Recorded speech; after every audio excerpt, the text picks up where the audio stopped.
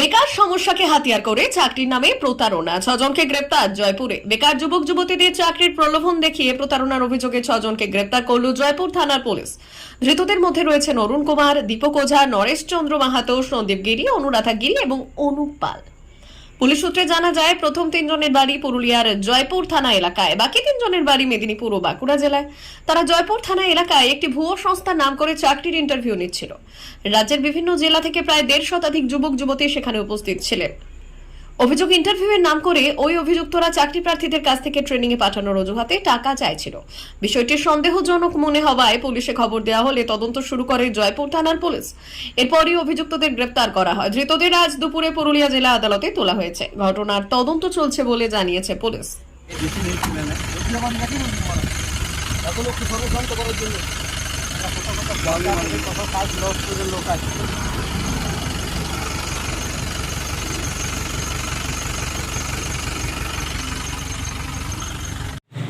आगास ना आगास ना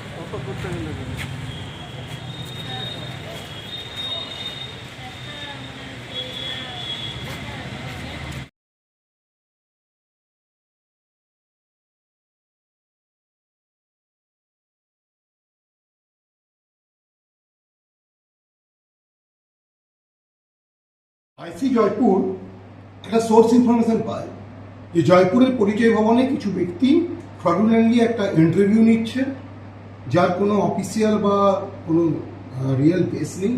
এছাড়া বেশ কিছু পোস্টে ব্লক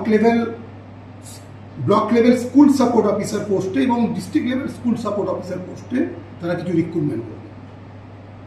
150 জনের মতো বিভিন্ন পকেট থেকে ওয়েস্ট বেঙ্গলের চাকরি প্রার্থী তারা এটাতে দেখে অনুগ্ধ হয়ে তারা এখানে আসে ইন্টারভিউ দেওয়ার জন্য। সেরকমই একজন ব্যক্তির কাছ থেকে আমরা কমপ্লেন পাই। প্রথমে আমরা এই ইনফরমেশনটা পেয়ে ওয়ার্কআউট করে আমরা ওখানে যাই, আমাদের আইসি জয়পুর এবং তার অফিসাররা যায়।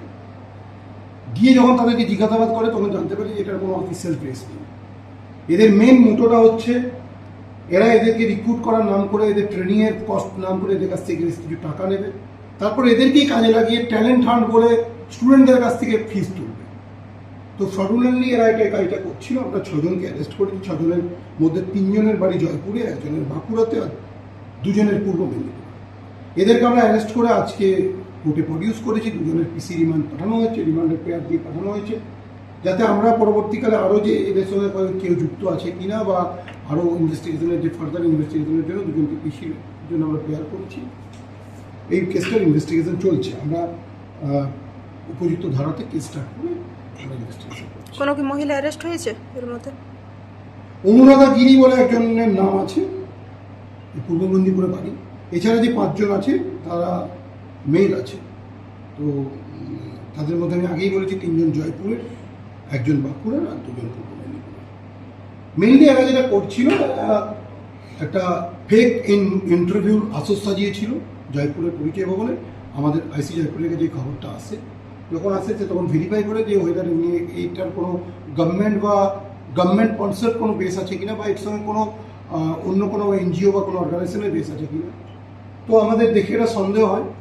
আর তারপরে যে পোস্টে এরা নিচ্ছে, এরকম post block level school support officer বা district level school support officer, এই পোস্টিং এগুলো দেখে আমাদের মনে হয়, আমরা যখন কনসার্ন ডিপার্টমেন্টের সঙ্গে কথা বলি যে এরকম কোনো পোস্টিং আছে কিনা, তখন আমরা জানতে পারি না এরকম কোনো ইস্যু নেই।